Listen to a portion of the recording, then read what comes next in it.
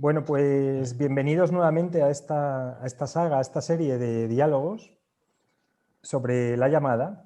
Y vamos a ver el capítulo 7 y 8, que son súper interesantes, porque tenemos sueños, tenemos un poema, tenemos a los místicos, a los danzarines, entonces hay un montón de cosas. Y bueno, tenemos a Humberto desde Perú y a Magdalena aquí en Toledo. Y bueno, encantado de responder a vuestras preguntas y comenzamos el diálogo. No sé si Humberto quiere empezar. Bueno, Y también gracias. tenemos a Sí, Lupe, que mira. se acaba de unir. Genial. Bienvenida. Ujú.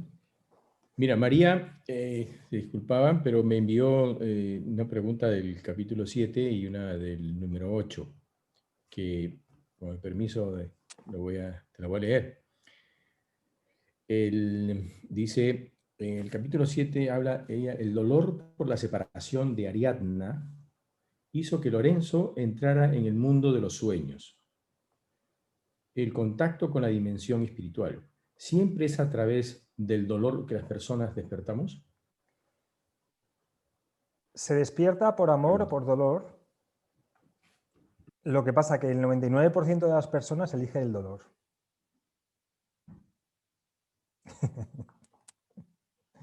Entonces, por decirlo así, la propia alma de la persona crea una situación desastrosa en la vida de esa persona para que toque fondo y ahí se descubra a sí mismo. Entonces, muchas personas que se arruinan, que se divorcian, que tienen situaciones desastrosas en muchos sentidos, ellos mismos han creado esa situación para precisamente cambiar y encontrarse consigo mismos. Pero no es necesario porque realmente por amor se despierta. Lo que pasa es que el 99% de la gente elige el dolor. El dolor es el plan B. Lo que pasa es que todo el mundo elige el plan B. Porque es tan fácil tomar una decisión a favor tuyo, pero la mayor parte de la gente toma decisiones en contra de ella misma. O sea, que es impresionante. Pero bueno, es lo que, digamos, la época que nos ha tocado vivir, ¿no? Obviamente que es de manera inconsciente. Sí, inconsciente, sí. Pues otra pregunta que tiene María es, la frase, quizás el Señor tenga un rostro único que se presenta en diferentes formas. Me pregunta si podrías explicarlo un poco mejor. Sí, lo que han hecho las religiones, por decirlo así, solamente hay un Dios, que es el Dios absoluto, ¿vale? Es el absoluto, que es, digamos, como está más allá de cualquier forma, más allá de cualquier lenguaje. Entonces, lo que hacen las religiones es dar forma a ese absoluto, ¿vale? Dar forma a esa idea. Y el problema que tienen es que creen que esa forma a la que le dan es la única y la verdadera y la absoluta. Entonces confunden la forma con la esencia. ¿Vale? Entonces, ¿qué ocurre? Que el que ha nacido bajo una religión cristiana, para él como es el caso de Lorenzo en el siglo XIII, nace bajo el influjo del cristianismo y de la Iglesia Católica. Entonces, solamente había una forma de llegar a Dios, que era la que te presentaba tu religión. Para el musulmán solamente hay otra forma de llegar a Dios, que es la que le presenta, digamos, su religión. Y para el judío es otra. Y para la persona que vive en la India es otra. Entonces, todas estas son formas que están, digamos, como hechas para la cultura de cada persona, para la cultura de cada pueblo. Pero ¿qué ocurre? Que cuando tú confundes esa forma y la haces como absoluta, es cuando empieza el problema. Porque en ese momento excluyes al resto de la humanidad, porque consideras que la forma que tú le das a Dios es la verdadera y la única. Y entonces, por lo tanto, moralmente te crees que puedes matar a otros porque están equivocados con respecto a la forma que le dan a Dios. Entonces, Lorenzo se pregunta eso justo, que es, quizás solamente haya un Dios Y todo lo demás son formas que utilizan las personas. Porque el error viene cuando te crees que tu manera de interpretar la vida o tu manera de ver a Dios es única, absoluta y además la verdadera. Y por lo tanto el resto está equivocado. Entonces ahí es cuando es la causa de todas las guerras santas, ¿no?, que las llaman, que es donde se dice muerte al infiel, o las cruzadas cristianas, que básicamente se basan en eso, en decir, mi forma de ver a Dios es la única y es la mejor. Entonces Lorenzo se pregunta eso, se pregunta si lo que le habían enseñado fuera relativo.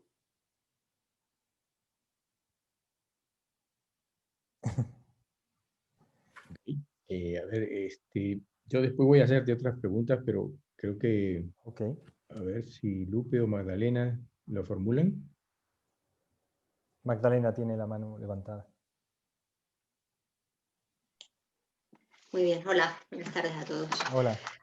Bueno, pues comentar, pues comenzando con el capítulo 7, bueno, yo lo enfoco también un poco, como comentaste en el capítulo anterior, que lo que es el libro pues también es como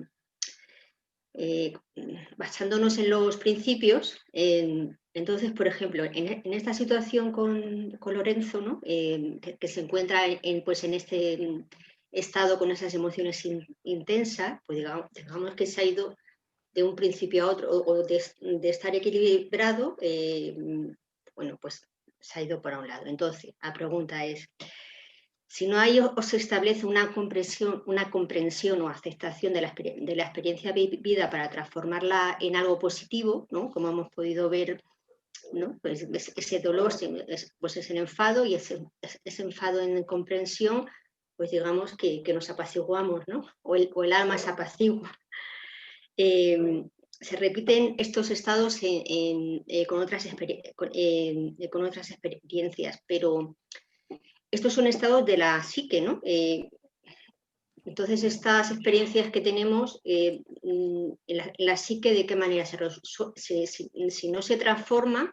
Bueno, imagino que a lo mejor todo tiene un proceso, ¿no? Pero el estado de la psique, cómo se resuelve, ¿no?, esas emociones intensas, para volver a situarnos un poquito más equilibrados, irnos de un lado a otro, como parece aquí al principio del capítulo este. Súper interesante la pregunta porque tiene mucha miga. Sí. No es cometer un error lo malo, es cuánto tiempo se mantiene el error. Y aquí como error se podría ver permitir que emociones destructivas o negativas entren en nuestra psique. Entonces, aquí ya empezamos a diferenciar. La mayor parte de las personas creen que las emociones les vienen dadas desde fuera, pero no se dan cuenta que ellos tienen la puerta abierta para que esas emociones negativas entren, ¿vale? Por lo tanto, no es que entre una emoción negativa en tu psique, es cuánto tiempo la mantienes. Y aquí ya observamos cómo podemos alcanzar un nivel de observación superior al de las emociones para que no nos atrapen, porque nos damos cuenta que somos capaces de modificar esas emociones. Entonces, en la psique solamente puede haber o emociones positivas o emociones negativas. La cuestión es a quién invitamos a nuestra psique. ¿A qué tipo de emociones? Entonces, si invitamos digamos, a la ira, si invitamos al enfado, si invitamos a la culpa, esas emociones se quedan ahí y además muchas personas se convierten en adictos a esas emociones. Porque empiezan como que se produce una descarga de adrenalina cuando uno está enfadado, y entonces hay muchas personas que viven enfadadas todo el tiempo, hay muchas personas que viven echando la culpa a los demás o echándose la culpa, y entonces eso genera una especie de adrenalina y entonces se convierten en adictos a las emociones. A esas emociones negativas. ¿Cómo salir de ahí? Primero, subiendo un paso, un escalón, y darte cuenta que esa emoción ha entrado y que tú tienes la capacidad para sacarla. Y ahí es cuando empiezas a hacerte, digamos, el patrón de tu psique, el dueño de tu barco, el dueño de tu mente. Porque si no, la emoción te posee y automáticamente, digamos, ya no eres tú. No sé si os dais cuenta, cuando las personas están muy enfadadas, no son ellas realmente, sino que es una energía que la ha poseído, que se, digamos, como que se materializa o que sale de la persona sin que la persona quiera. ¿Vale? Entonces, es cuando uno se hace dueño de su psique, es cuando se puede decir que ya la persona está muy avanzada espiritualmente. ¿Vale? Bueno, de Entonces, todas y es formas, capaz de transformarla, sí. sí. De todas formas, bueno, esto es trabajo también de personal, el darse cuenta y, bueno, cuando se está en ese estado, ¿no? Y bueno, con práctica, Sí. ¿no? Transformarlo.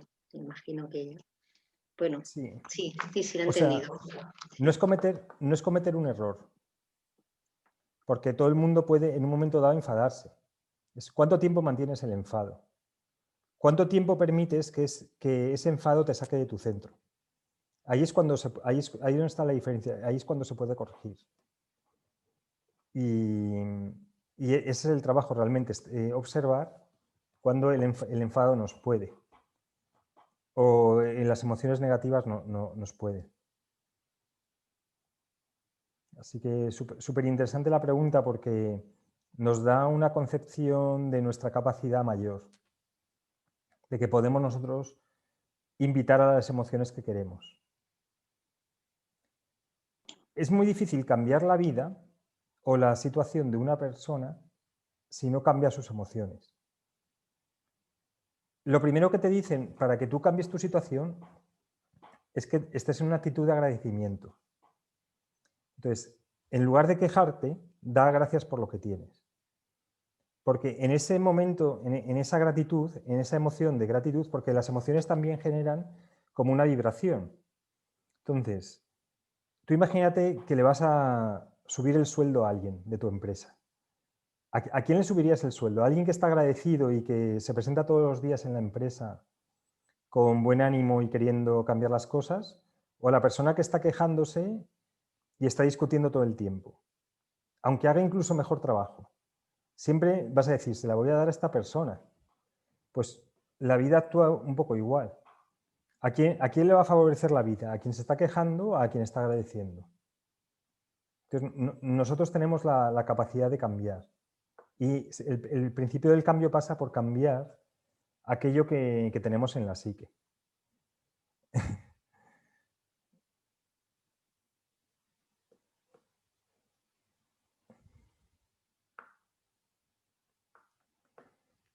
Bueno, Son capítulos, sí, Humberto.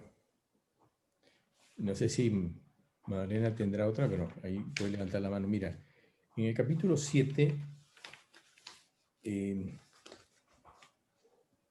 habla, por ejemplo, una parte del libro, cuando la tristeza y la angustia se apoderan de mí, dice, y me siento y escucho mi respiración de forma rítmica. Le dice, haz este ejercicio todos los días en el mismo lugar y a la misma hora. A medida que lo hagas, una nueva visión de la vida se abrirá para ti. Ahí él comprende, pero no completamente sobre el mensaje que le da para la meditación, ¿no? Y al final lo que él quiere es que se vaya este dolor desgarrador.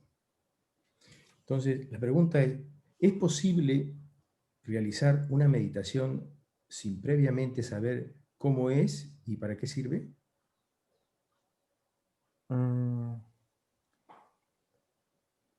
A ver, Él, la a él se le meditación presenta es una herramienta.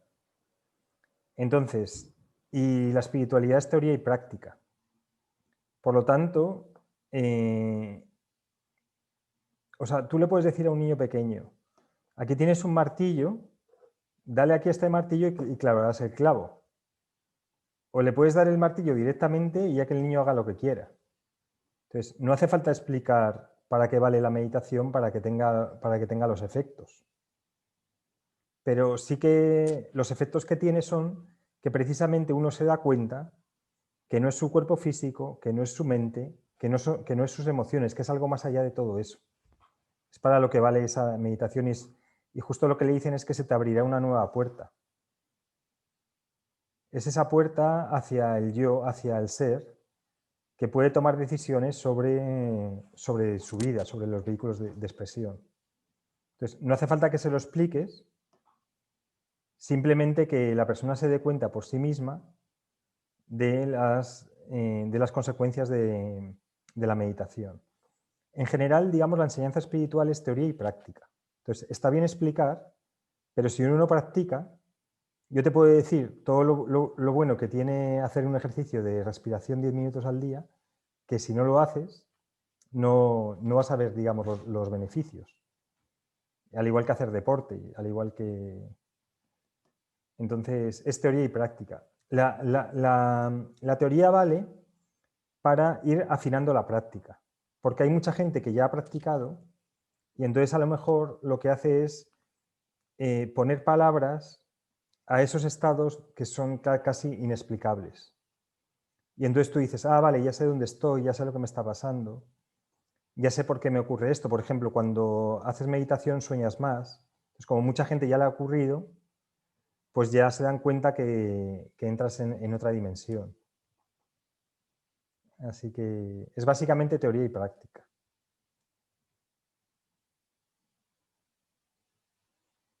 Lupe tiene una pregunta.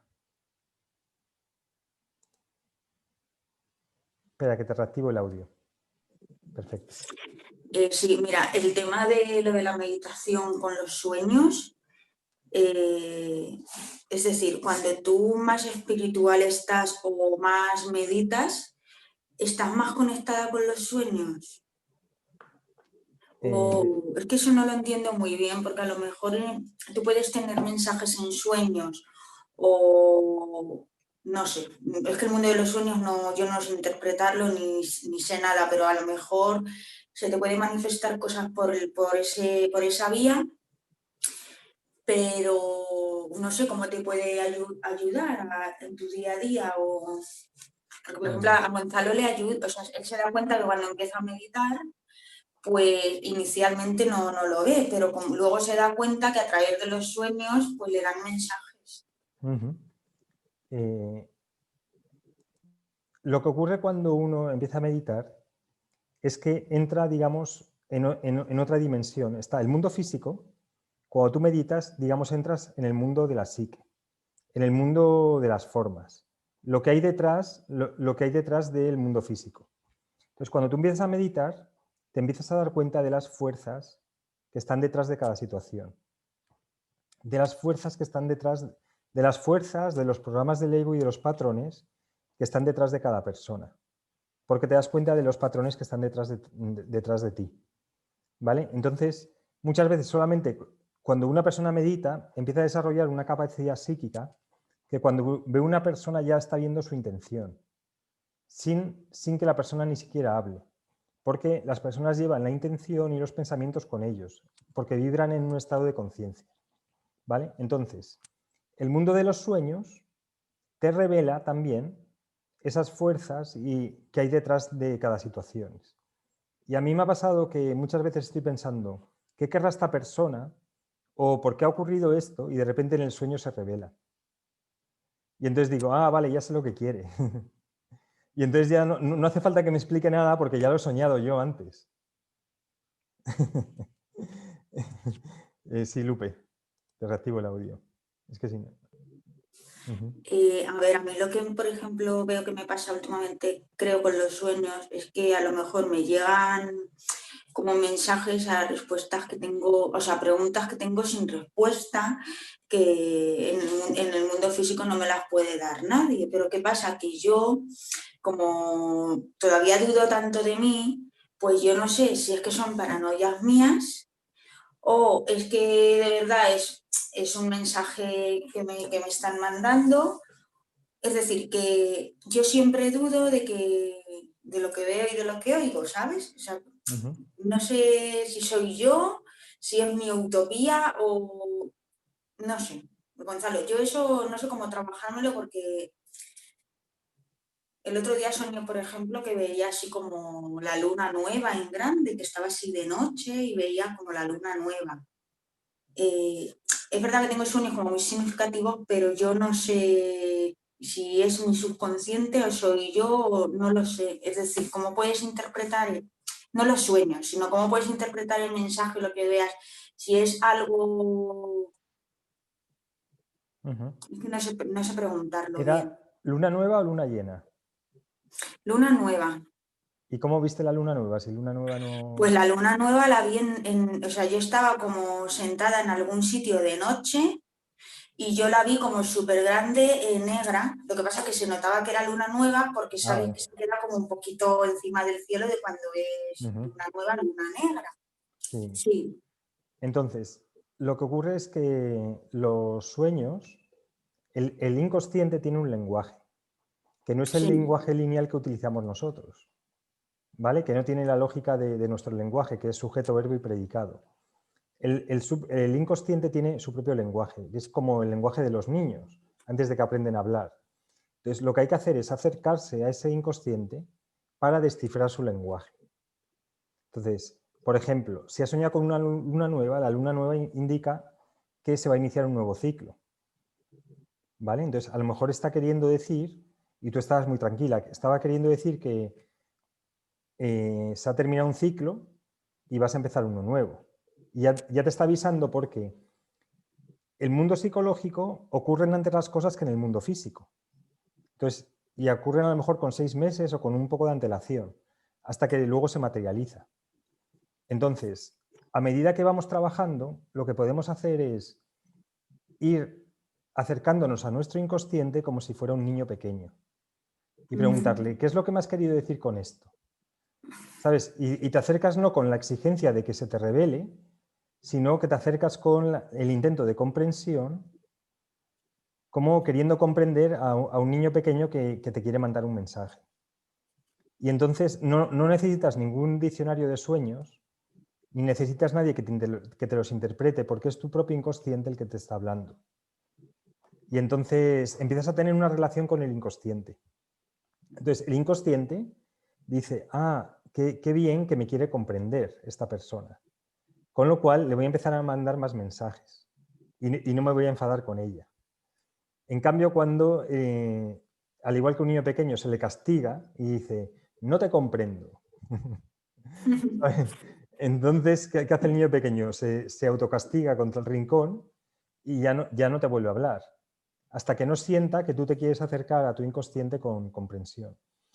Y el inconsciente tiene tanta información sobre nosotros y sobre el mundo y sobre la vida que merece la pena hacer el esfuerzo para acercarse ahí, para comprendernos mejor a nosotros mismos. Entonces, cuando tengas un sueño, intenta como imaginarte que te estás relacionando con una Lupe que está mucho más allá de la dimensión física. Y entonces entrarás un diálogo contigo. Y ya nunca te aburrirás.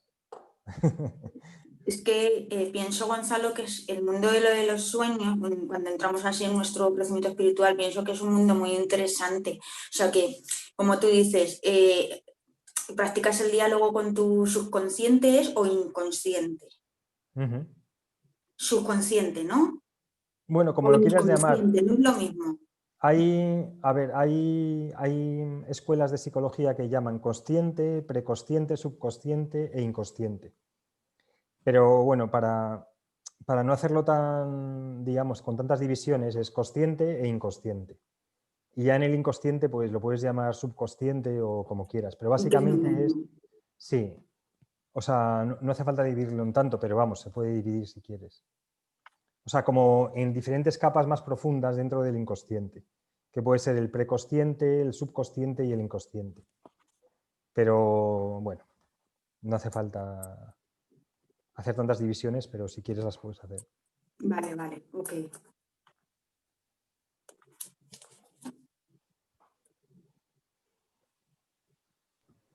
A ver, Gonzalo, el libro, en el capítulo, tú vas llevando un personaje muy, de una manera muy dulce, vale decir, ¿no? Yo me Ujú. expreso así. Bueno, entonces él comprende lo que es la meditación, después se encuentra en el momento de realmente realizarla poco a poco, e ir comprendiéndola. Tan es así que después escucha sobre la poesía, que le impacta mucho, pero también habla sobre la amistad recibida de los pastores, lo que no recibe o no percibe la necesidad de conversar con otras personas que no sean esas personas sencillas, esos pastores. Y esa cualidad de percibir la espiritualidad en esas personas, como los pastores, ¿es algo natural? ¿Lo ve natural? ¿O de los pastores o él lo ve natural? ¿Los pastores lo Eh, emiten o él lo ve? la- las personas espirituales hablan con todo el mundo.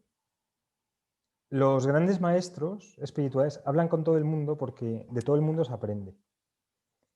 Y aquí se puede ver en estos capítulos la diferencia entre el padre, que se va alejando de la gente por su ambición, y ya le empieza a decir a Lorenzo, no hables con estas personas, solamente relaciónate con estas.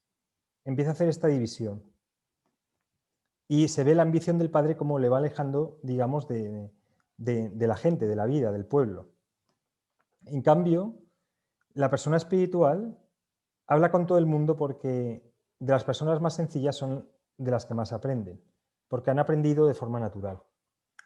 Entonces a Lorenzo le encantaba ir con los pastores porque sabían cómo vivir y cómo disfrutar de la vida cuando hacían el fuego, los cánticos, y ahí se lo pasaba genial con ellos, en medio de la naturaleza, en medio del campo. Porque la persona espiritual recibe la sencillez de las personas sencillas. Hay un cuento que es que ahí está un pastor y está, digamos, teniendo una conexión directa con Dios, ¿vale? Y entonces llega un rabino y el pastor le pregunta al rabino, rabino, enséñame cómo rezar, porque yo no sé rezar. Entonces el rabino le da al pastor un libro de rezos, pues igualmente un sacerdote que le da el rosario, le da no sé qué, no sé cuánto, y total que el pastor deja de comunicarse con Dios de forma natural y empieza con los rezos del rabino. Total, que se le presenta a Dios al rabino y le dice, ¿qué has hecho? Le dice, he enseñado a rezar al pastor. Y decía, a mí me gustaba cómo el pastor se comunicaba conmigo, no como tú. Eres tú quien tiene que aprender del pastor, no el pastor de ti. Así que el rabino, que se creía que estaba haciendo el trabajo, realmente lo que estaba sacando era porque era natural, era una conexión desde el corazón. Lo tienes apagado, Humberto. No digo, López tiene la mano levantada. Magdalena lo tenía antes. Sí, mira, era, bueno, con la práctica de la respiración, Lorenzo se conecta con su cuerpo, ¿no? Entonces esto hace, hace que escuchar la voz interna, ¿no? Pero aquí también podemos ver cómo nos podemos ir de un lado a otro, porque la voz interna la podemos escuchar y hacer otra cosa diferente. Ahí sería, por ejemplo, el libre albedrío. Yo escucho mi voz interna de lo que sea, pero bueno, estás dudando, y al final haces otra cosa. Eso tiene que ver con el libre albedrío, es una decisión o depende de otra cosa. Depende de los pensamientos, de la psique, de cómo está organizado irme a un lado u otro. La voz interna es como si fuera tu asesor, que puede ser, digamos, o la voz de tus guías o la voz de tu yo superior, que puede ver una situación con mucha más perspectiva. Entonces, pero tú puedes hacer caso a ese asesor o no.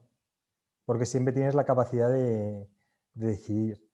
Entonces, yo, por ejemplo, en varias ocasiones he escuchado una voz que me decía que iba a hacer una cosa, una inversión, por ejemplo. Y entonces decía que no, que no, que no. Y yo decía, va, da igual porque la voy a hacer de todas formas, y un desastre. Esto es lo que habíamos hablado de aprender por amor o por dolor. O mucha gente que inicia relaciones que sabe que van a acabar en desastre, que ya su voz se lo dice, su voz, su cuerpo, un montón de señales, pero siguen ahí y obviamente llega el desastre. Y nuevamente se aprende por dolor. Entonces, esa voz interior o esas señales que recibimos de la vida son señales amorosas, porque digamos que el ego dice, ¿cuál es el problema del ego? El problema del ego es que se cree superior a Dios. Que dice, a mí me da igual lo que me digan los guías o lo que me diga mi yo superior o lo que me diga la divinidad, porque yo voy a demostrar que están todos equivocados. Y entonces, claro, le llega el desastre, obviamente. Yo voy a demostrar que mi forma de ver el mundo es la única y la correcta. Es que es súper cómico ver cómo actúa el ego, pero cuando está uno atrapado y metido ahí en ese programa, es que no lo ve. Es algo increíble que no lo pueda ver.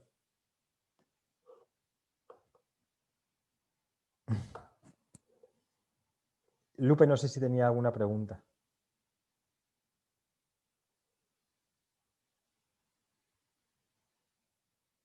Espera que te reactivo el audio.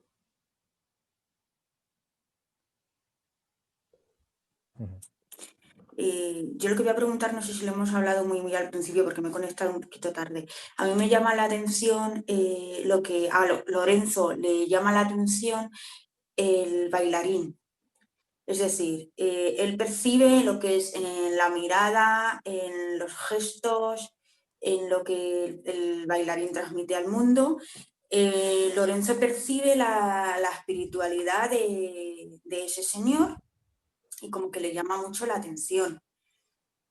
Entonces, de verdad, Gonzalo, la gente que es así como tan... A ver, yo no sé si en los mundos que vivimos hoy en día puede haber personas como del nivel que tú explicas en el libro del bailarín, ¿no? Porque como vivimos en otros tiempos y nos dejamos más llevar por otras cosas, porque yo pienso que en aquella época había más gente espiritual que ahora.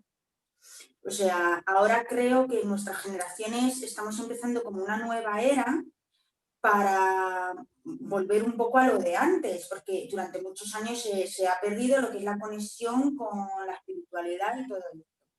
Entonces, antes pienso que como había menos distracciones y estaban más conectados con el universo, naturaleza o lo que sea, había mucha más, o era más fácil llegar a la espiritualidad que ahora. O sea, ahora cuesta muchísimo como quitarte de distracciones y cogerte hábitos y etcétera, y por eso creo que la gente se dispersa y no conseguimos llegar a la espiritualidad. Entonces, bueno, me sorprende que qué bonito, ¿no? Lo que transmite el bailarín, y porque lo perciben todos. Y no sé, eso me llamó la atención del segundo capítulo.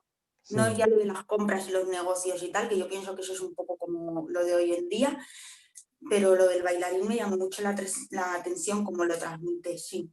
Sí. Todo el mundo puede llegar a cómo está el bailarín, y es una cuestión de práctica a ese estado. Entonces, es cuestión de practicar. Entonces, uno puede practicar a través del ejercicio físico o puede practicar a través de la meditación. Cada generación tiene una serie de problemas. Entonces, a lo mejor antes tenían menos distracciones, pero conseguir el alimento era mucho más difícil. Entonces, ahora nosotros, tenían que ocupar mucho tiempo en conseguir el alimento, o sea, no había... Y también en cuestiones de higiene, ¿no? No había ni con mucho las ventajas que tenemos ahora. O sea, tenemos ahora muchísimo tiempo libre que que ya, digamos que los supermercados están llenos de comida, sobre todo en Occidente. donde en la crisis los supermercados siguen llenos de comida y realmente necesitamos muy poco para vivir, para ser felices, y viene prácticamente dado. Con lo cual podemos dedicar otro tiempo a interiorizar. Pero eso hace que haya mucha más a nivel psicológico, como muchas más posibles distracciones, ¿no? Los móviles, no sé, espectáculos deportivos, espectáculos de todo tipo, la televisión, etc. Entonces, al final es una decisión de cada persona. En general, la estadística más o menos es siempre la misma, que es el 90% vive en el mundo vegetal, que son las personas únicamente ocupadas en hacer crecer, reproducirse y morir, y no pensar, el 90%. Luego está el mundo animal, que es el 9%, que son las personas que dominan a ese 90%, que en nuestro día serían los grandes empresarios, o a lo mejor los deportistas de élite, o los políticos, y que saben cómo manejar a esa masa. Entonces se han ocupado la cabeza en, digamos, dominar a esa masa. Y en la Edad Media eran, pues eso, el poder político y el religioso. Y luego el 1% es las personas que son, digamos, del mundo humano, que son las que se preguntan qué hay más allá, digamos, del comercio, lo que dices tú, que son como el bailarín no se preocupaba de comerciar con la lana, se preocupaba de cómo llegar a Dios a través del baile. Y ese más o menos es el 1%. Entonces, hoy en día, yo creo que más o menos se cumple la misma proporción. Y dentro de ese 1%, es un porcentaje muy pequeño el que se dedica, digamos, en cuerpo y alma a la espiritualidad. Y más o menos los porcentajes han ido, son más o menos iguales. Yo creo que en la Edad Media el 90% era el mundo vegetal, el 9% animal y el 1% el humano. Muy Humberto. bien. Gracias. De nada. Humberto. Gracias. A ver, comparando un poco con el libro en la vida personal, que es inevitable leer el libro y no comparar muchas cosas de tu libro con la vida de uno. Mira, así como el bailarín creo que era mucho tiempo una persona muy espiritual, mucho tiempo atrás. Y después de esa pequeña madurez o ese inicio de la madurez de Lorenzo, él se da cuenta del significado de ese baile en ese bailarín. Y en la vida personal, ¿qué me ha pasado? Que ya llevo un buen tiempo, unos buenos meses, hablando sobre la espiritualidad, sobre las meditaciones, y yo me encuentro con gente que es bastante espiritual, pero muchos años antes de yo darme cuenta. Entonces, es eso lo que le sucede a Lorenzo, ¿cierto? Sí, está súper bien esto que comentas, porque nos puede pasar por delante el Mesías o una persona con un elevado grado de espiritualidad o la persona más elevada de espiritualidad, que si no estamos presentes no le vamos a ver. O sea, realmente la persona solamente ve aquello que puede ver o que realmente quiere ver. Entonces, hay mucha gente a lo mejor que tiene libros de espiritualidad en su casa y a lo mejor empieza a leerlos a los 60 años y dice, ¿cómo es posible que haya tenido esta joya aquí y haya tardado 30 años en leerlo? Pues estaba ahí esperándote. O tienes al típico vecino que te has reído de él porque le decías, vaya personaje más raro, y resulta que era tu maestro. Que estaba esperando que le reconociera.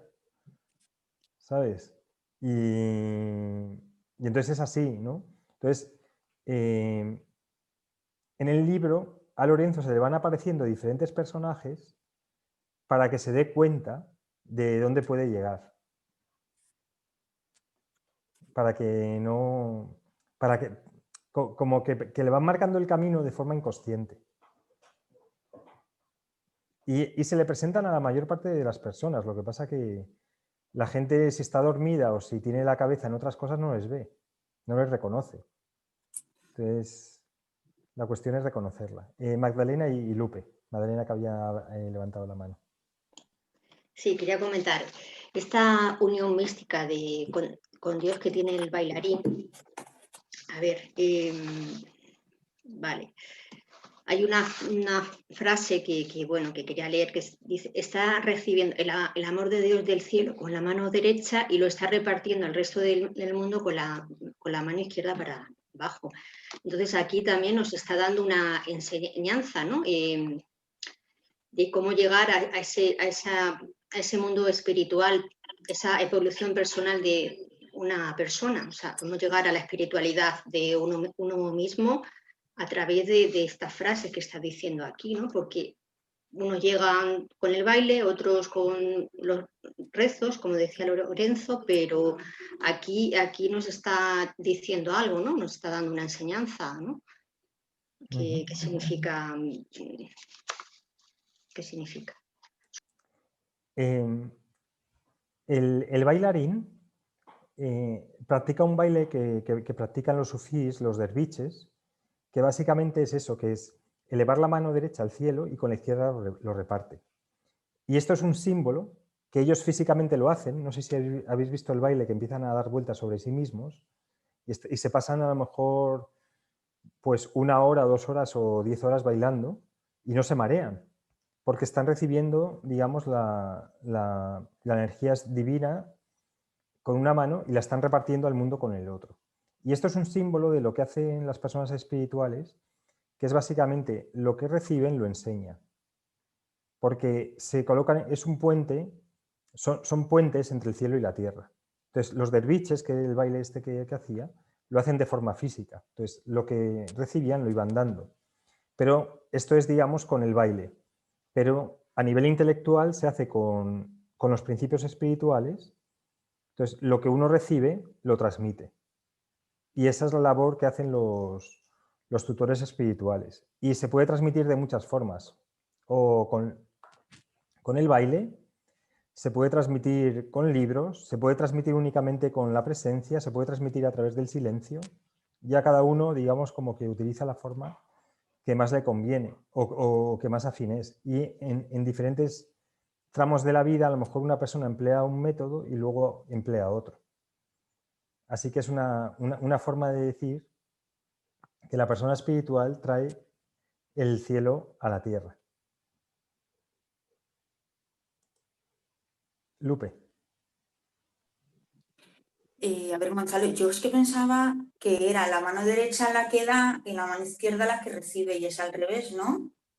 La verdad es que no estoy seguro al 100%, pero... Es que en el libro, eso es verdad que me había chocado cuando lo leí, te lo quería preguntar, porque yo pensaba que la derecha da y la izquierda recibe, o sea, pero que no sé, quedará igual, ¿no? Como tú dices, que recibimos lo que transmitimos, aunque sea con la izquierda o la derecha, o no sé si tendrá algo eso con masculino y femenino. Como lo hacen ellos es la mano derecha mira hacia arriba y la mano izquierda hacia abajo. Entonces, la mano derecha recibe y la mano izquierda reparte. Es la que da, ¿no? ¿Cómo? Eso, la mano derecha recibe al ponerla hacia arriba. Sí, la mano derecha hacia arriba recibe y la mano izquierda reparte. Vale. La mano izquierda hacia abajo, pero bueno, da igual porque al final es un ritual que ellos han hecho, pero al final lo importante es saber qué hay detrás del ritual, que es recibimos con una parte y damos con otra. Vale, y otra cosilla que me ha llamado la atención, Gonzalo, es cuando has dicho, que yo también lo percibí en el libro cuando lo leí, creo que en el 7, más en el 8, cómo a Lorenzo se le presentan más personajes, que si el pastor, el rabino, no me acuerdo ya quién más, en el que le dan mensajes, ¿no?, de cómo él está consternado, cómo se ha ido su alma gemela, de ahora con lo de su padre lo que ve que no le gusta. Eso, que ¿verdad?, cómo se le plantean personajes que le van dando como mensajes, y claro, y según cómo estés tú de consciente y de abierto espiritualmente, lo percibes o no. Si estás dormido, pues es como si no te hablaran. Pero si estás como abierto, como tú dices, pues sí, ¿no? Sí que... Sí. Si ponemos la intención en recibir todos los mensajes que la vida nos da, la vida nos está dando mensajes constantemente y se nos está presentando personas constantemente. Es decir, no hay un único maestro. Por decirlo así, la vida es el maestro. O sea, no hace falta ir a un gurú para que te diga algo, porque la vida te lo está diciendo constantemente. Entonces en el libro lo pongo porque se le presentan diferentes personajes que le dicen lo que necesita escuchar en cada momento y que le sirven de ejemplo. Luego está la voz interior también, que puede ser la voz del yo superior, y luego diferentes situaciones en las que va aprendiendo. Entonces, si nosotros ponemos la intención de recibir los mensajes que la vida nos da, cada día nos da un montón. Entonces, entramos en una comunicación, como habíamos hablado antes con el inconsciente, entramos en una comunicación con la vida. Entonces, yo en muchas ocasiones, pues tengo a lo mejor David Lynch, que ha practicado la meditación trascendental un montón, el director de cine, no sé si le conocéis, decía que antes de ir a firmar un contrato de producción de una peli, veía las matrículas, se estaba fijando todo el tiempo en las matrículas. Y si alguna le daba una señal mala, entonces a lo mejor decía, a lo mejor no es conveniente firmar hoy. O sea, como que ya tenía un acuerdo con la vida para que le mandara señales cuando sí o cuando sí no. Y en eso también se basan los oráculos. Entonces, uno digamos como que puede activar diferentes tipos de señales para que la vida te hable. Para que veáis lo divertida que es la vida espiritual, que no necesita uno hablar porque está todo el tiempo recibiendo, digamos, cuando uno está en conexión con la vida, estás en silencio, pero al mismo tiempo recibes un montón de información y de señales, entonces nunca te aburres. O sea, es todo muy intenso, nunca... Te están pasando un montón de cosas al mismo tiempo sin saberlo, hasta que uno se hace consciente. Entonces, el trabajo, digamos, nuestro es ayudarte a que abras esas capacidades de intuición para que no necesites a ningún gurú ni a ningún maestro, para que te des cuenta que la vida es tu maestro. O sea, para que te hagas libre, para que te hagas libre de los gurús y de los maestros. Porque no hay mayor maestro que la vida.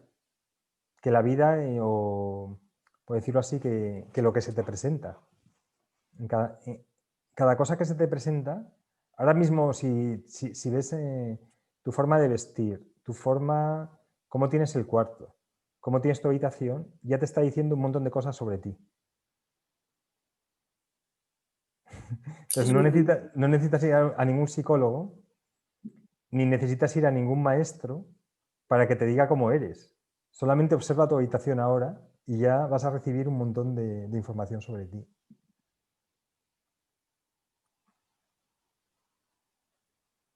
Humberto. Ya, mejor no entremos a mi cuarto. Bueno, antes de terminar, mira, yo no quisiera dejar pasar esto. Dos cositas. Una parte del capítulo hablas que a Lorenzo se le quedó grabado en su alma. La pregunta es, la diferencia en grabarlo en mi mente y grabarlo en mi alma. Sí, es una simbología un poco más profunda. Es como las emociones realmente que nos han hecho daño en la vida se quedan, digamos, como más grabadas como dentro de la psique. Entonces, por ejemplo, cuando todo lo que tiene que ver con amor y desamor, con muertes trágicas, con grandes momentos de éxtasis, digamos como que tienen una intensidad mucho mayor y se quedan mucho más grabadas dentro. Entonces, digamos como que se le quedó grabada en el alma de Lorenzo, digamos, esta pérdida que tiene con Ariadna, y por eso durante toda la vida luego la recuerda. Que no le queda grabado, por ejemplo, pues yo qué sé, una situación con los pastores o lo que le dijo tal o cual en el día a día, ¿no? Entonces, de las miles de impresiones que tenemos cada día o cada año, a lo mejor una se nos queda ahí a fondo, a fuego, ¿no? Grabada para siempre. y el resto, digamos como que durante el periodo que dormimos, como que se reciclan y ya pasan a otro estado que no se quedan tan grabadas ahí en la psique. Una o dos preguntas más y ya cerramos la sesión. Magdalena. Sí, porque ya llevamos ya casi agotado. Bueno, yo tenía 2 preguntas, pero con una es suficiente. Bueno, el poema de Rumi, por ejemplo, que se ha quedado ahí y bueno, pues yo creo que también es interesante.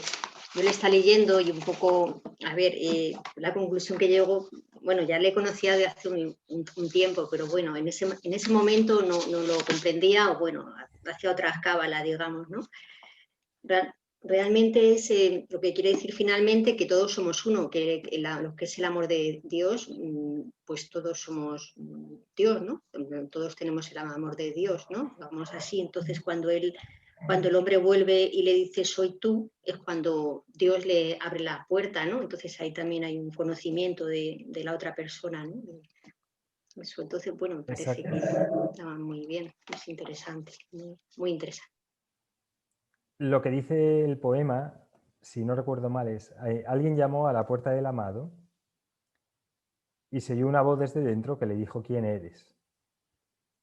Y le dijo soy yo. Y entonces la puerta se cerró. Y después de pasar durante años de penurias, volvió a la puerta y dijo ¿quién eres? Volvió a tocar a la puerta del amado. ¿Quién eres? Dice soy tú. Y la puerta se abrió para él. Y esto es impresionante porque es toda la peregrinación que tiene que hacer el héroe para darse cuenta que el amado era él. Que es básicamente, es una simbología de pasar de la dualidad, como de salir de la dualidad entre tú y yo. Y básicamente es lo mismo que darnos cuenta que nosotros somos una expresión de Dios hablando con otra expresión de Dios. Con lo cual no hay diferencia entre nosotros mismos ni entre nosotros y los demás. Y entonces, por eso es un poema increíble, porque con muy pocas palabras está explicando lo que ocurre cuando uno necesita salir de la dualidad. Entonces, mientras uno se vea separado a Dios, la puerta se le cierra. Mientras uno haga esa dualidad entre yo y Dios o yo y tú, exactamente, no hay espacio para el yo y el tú. Ahí no caben los dos. Es lo que hablábamos antes de o solamente hay espacio para las emociones positivas, porque las negativas, digamos, son mentira.